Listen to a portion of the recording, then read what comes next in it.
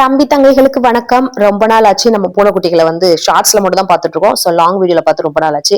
நான் actually videos எடுக்கிறதுக்காக long வீடியோஸ்க்காக நான் ஸ்டடீஸ் புத்தகத்தெல்லாம் எடுத்து வச்சுட்டு புத்தகம்லாம் எடுத்து வச்சுட்டு நான் வீடியோஸ் எடுத்துட்டு இருந்தேன். அப்பதான் அப்படியே ஒருத்தரா என்ட்ரி ஆனாங்க. ஆக்சுவலி லில்லி அப்படின்ற கேரக்டர் தான் ஃபர்ஸ்ட் இந்த வீட்டுக்கு வந்தது. அதுக்கப்புறம் அவ 2 குட்டி போட்டு ஆல்ரெடி அவ வரும்போதே ஒரு குட்டியோட தான் வந்தா. அவ பேர் ஜாஸ்.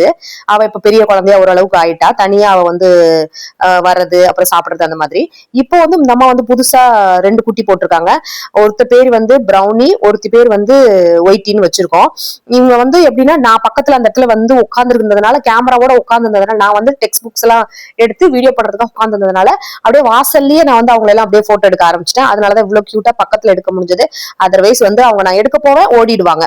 இதுல என்ன இன்னொரு இன்சிடென்ட் எனக்கு நடந்தது அப்படின்னா, இவ குட்டி போட்டுட்டு அந்த குழந்தை வயிற்றுக்குள்ள இருக்கும் போதே என்ன பண்ணா அப்படின்னா, என்னோட வீட்டுக்குள்ளேயே அடைஞ்சுக்கலாம் அப்படின்னு ட்ரை பண்ணா. ஆனா என்னால அதை மெயின்டைன் பண்றதுக்கு எனக்கு தெரியாம நான் என்ன பண்ணிட்டேன் அப்படின்னா, அவளை நான் அலோ பண்ணல. குட்டியவே என்ன கேட்டா வாயிலே தூக்கிட்டு வீட்டுக்குள்ள வந்தா. ஆனா நான் அலோ பண்ணல. அதுக்கப்புறம் போயிட்டு வேற இடம் சர்ச் பண்ணி அதுக்கப்புறம் அங்க இருந்துட்டா. இந்த குட்டிங்களுக்கு இந்த வீட்டுல அவ பிரெக்னெண்டா இருக்கும்போது இந்த வீட்டுக்கு போயிட்டு தானே இருந்தா. அதனால அதுங்களுக்கு நல்ல ஒரு தெரிஞ்ச வீடு மாதிரி இப்போ பயப்படாம வருதுங்க. அதுவே எனக்கு ரொம்ப சந்தோஷமா இருக்கு. ஒரு 2 months தான் இருக்கும். அதுக்கப்புறமே இந்த குழந்தைங்க இவ்வளவு பெருசா இருக்கு. இவ பேர் பிரவுனி அப்படின்னு வச்சிருக்கோம். ஃபுல்லாவே பிரவுன் கலரா இருக்கு. இன்னொரு குழந்தையோட உடம்புல இன்னொரு பூனைக்குட்டியோட உடம்புல கொஞ்சம் வெள்ளை போடுது. அதனால ஒயிட்டி அப்படின்னு பேர் வச்சுட்டேன். சோ ரொம்பவே கியூட். பொட்டுக்கடலை ஒண்ணு கீழே கிடந்துச்சு. அதை எடுத்து சாப்பிட்டுட்டு இருக்கு. இந்த இது இன்னும் நான் சாப்பாடு போடவே இல்லை. அதனால வெயிட் பண்ணிட்டே இருக்காங்க. சுத்தி சுத்தி எல்லாரும் வெயிட் பண்ணிட்டே இருக்காங்க. 4 பேருமே ஒரே ஃப்ரேம்ல ஒரு இடத்துல வந்திருப்பாங்க பாருங்க. ஒரு அம்மா அவங்க அப்பா பேர் ஃபுட்டி. இதெல்லாம் நாங்களா கணிச்சுக்கிட்டது. அவங்க அப்பா தான் அவனோட அந்த கலரு இதெல்லாம் வச்சு ஃபுட்டி அவங்க அப்பா பேரு. அதுக்கப்புறம் லில்லி லில்லி அவங்க அம்மா பேரு. அதுக்கப்புறம் 2 பேரு பிரவுனி அண்ட் ஒயிட்டி அப்படின்னு நாங்க வச்சிருக்கோம். ரொம்பவே ஹாப்பி. வீட்டுல யாருமே இல்லைன்னா கூட யாருமே இல்லைன்ற ஃபீல் வராது. இவங்க அடுத்தடுத்து அப்படியே வந்துட்டே இருப்பாளுங்க. நான் அதுக்காக ஸ்பெண்ட் பண்ற காசு இதெல்லாம் எனக்கு ஒரு பொருட்டே கிடையாத அளவுக்கு அவளுங்க எனக்கு ஃபீல் கொடுக்குறாளுங்க. இப்ப எல்லாருமே கிளம்பி போயிருவாங்க. ஹஸ்பண்ட் வேலைக்கு போயிருவாரு, பசங்க ஸ்கூல் போயிருவாங்க. நானும் வீட்டு வேலையெல்லாம் முடிச்சுட்டு ஒரு போரிங் ஃபீலே இருக்காது. இவங்க நம்மளுக்காக ஓடி தேடி தேடி வரும்போது ரொம்பவே நல்லா இருக்கும். ஜாலியான ஃபீல். பாருங்க அந்த ஃபுட்டி அப்படின்றத நடுவில் உட்காந்துருக்கு பாருங்க. நல்ல கொலு கொலுன்னு. அது சரியான பயந்தாங்கொல்லி. அவன் வெறும் வெயிட் பண்ணி காத்திருந்து சாப்பாடு பால் இதெல்லாம் குடிச்சிட்டு அதுக்கு போயிரும். லில்லி மட்டும் தான் என் பக்கத்துல வரைக்கும் வருவா. இவதான் லில்லி. என் பக்கத்து கிட்ட உட்காந்துட்டு இன்னும் என்ன சாப்பாடு போடாம வெயிட் பண்ணிட்டு இருக்கா அப்படின்னு சொல்லிட்டு காத்துட்டு இருக்கா. பாருங்க 3 பேர் உட்காந்துருக்காங்க பாரு வெளியில. வாசலுக்கு வெளியில இவங்க உட்காந்துருக்காங்க. 4 பேரும் ஒரே ஃப்ரேம்ல வந்துட்டாங்க. Lily, Footy, Brownie and Whitey. சூப்பரா இருக்கு பாத்தீங்களா? சோ இது இப்ப எனக்கு யதார்த்தமா அந்த வீடியோ எனக்கு கிடைச்சது. நான் வேற விஷயத்துக்காக நான் கேமரா வச்சுட்டு உட்கார்ந்து டைம்ல கிடைச்சிச்சு. லில்லிக்கு எப்பவுமே சீக்கிரம் வந்த உடனே கொஞ்சம் போட்டுருவேன்.